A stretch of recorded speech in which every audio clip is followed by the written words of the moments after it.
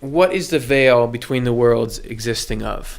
So what's the nature of the veil between the worlds? And I'm going to ask you, what is it? I think the main thing is that it's actually, I don't think it's a physical veil. Obviously, there's a difference between a physical world and a spiritual world. Yeah.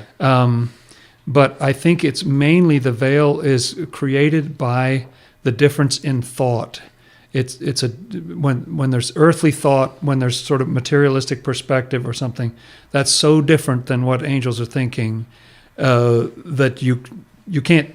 You might as well be talking a completely foreign language. Mm-hmm.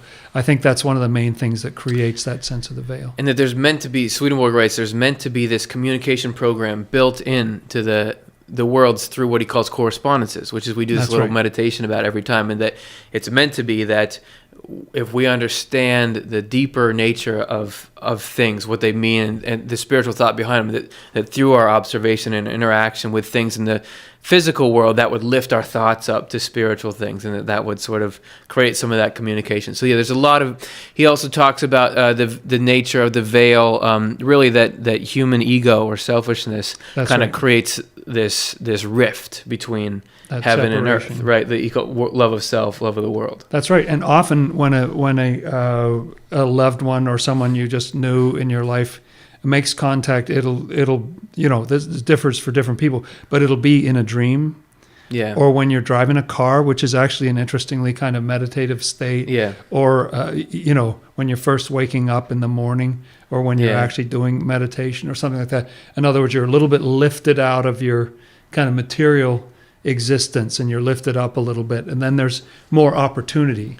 But even then, often it's just like a 20-second exchange. There's no words. It's just somebody smiling or a little something, just a little wink. It's a reassurance. But it's a reassurance. But that can mean the world to people. Just to get that. It might not happen for 8 years after they passed away, but you'll get a little taste. Yeah.